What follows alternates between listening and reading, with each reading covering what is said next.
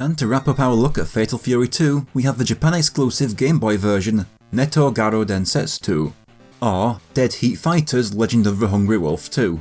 The Neto or Dead Heat Fighters line consists of 7 ports of SNK fighting games to the Game Boy. 2 Fatal Fury ports, 2 King of Fighters, 2 Samurai Showdown, and a World Heroes game. Of those, only the 2 King of Fighters ports and the first Samurai Showdown left Japan, and this game is the first of that line. This little sub-series' unique point is that instead of trying to crush down the sprites to fit the Game Boy, they instead redrew them all in a super deformed style. I think it was the best choice they could make, and it definitely inspired SNK going forward, as that was the route they went with their Neo Geo Pocket fighting games. So for this game we keep the entire Fatal Fury 2 roster, and with a cheat code you can even play as all 4 bosses. This means the Game Boy version has 3 more playable characters total than the Game Gear port of Fatal Fury Special. The music transferred over to the Game Boy as well as it could. I think most of it sounds pretty good for 8-bit renditions, but once again Joe's theme was made much more annoying. Krauser's theme also didn't come out too well. I guess DSE Ray was just too much for the Game Boy. His stage also lost most of the orchestra, or they're all shy and hiding off screen. Like the music, the stage has transitioned over as best they could. So now let's move on to the gameplay. Like the Game Gear port, the game has been reduced to 1 lane. So after the Game Gear port and the few Neo Geo Pocket games I played many years ago, I was expecting good things from this. I was sorely disappointed. I hated playing this game, and having the bosses also be playable turned out to be a double-edged sword, as it meant I'd be playing through this game 12 times instead of 8. For one thing, it was painfully slow, and I don't just mean the movement. Rounds take forever to end thanks to attacks either doing barely any damage or the AI having perfect blocking powers. I've never won by running out the clock as many times in any other game. I found that getting in up close was just not an option, as you get destroyed. So this meant several playthroughs of just hanging back spamming projectiles. And I don't know if you've done 500 quarter circles on a Super Nintendo controller in a short amount of time, but it turns out the tips of your thumbs hate it. And if your character has a crap projectile or it's too unwieldy to throw out consistently, then you're gonna have a difficult time.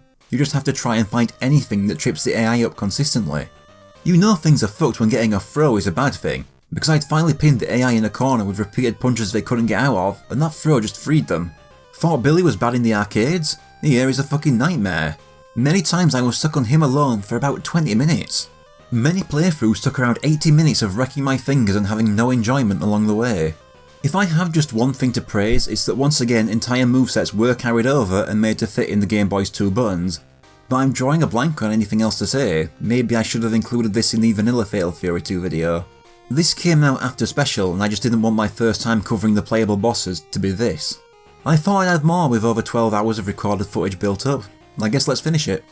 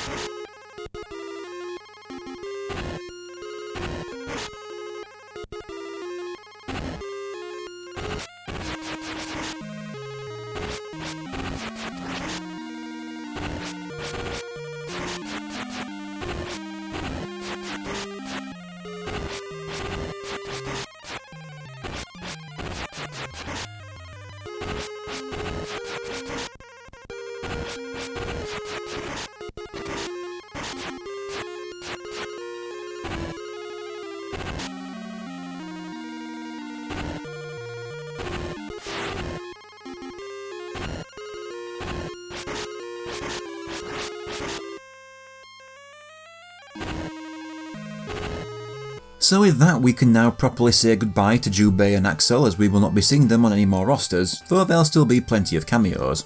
Shame to end it like this, as after a series of very critical or just totally negative videos, it was nice to have some positivity from the last 2, but this was just awful. I really hope the other 6 Dead Heat Fighters that came after this showed improvement, not just for the sake of my sanity, as going through this experience 6 more times sounds dreadful, but for the sake of my wallet. Some of those later ones are pretty pricey right now. It's not the worst fighting game on the Game Boy to me, it still just beats out Mortal Kombat 1. Between the original game and the second, plus updates and ports, I've played 7 Fatal Fury games, and of them, this one is definitely my least favourite. By the way, I'm really going to have to do something about the ranking section of these videos soon though. It's getting a bit too long for my taste, and as a result, the video length misleads on how long I'm talking about the games. I'll have to work on it.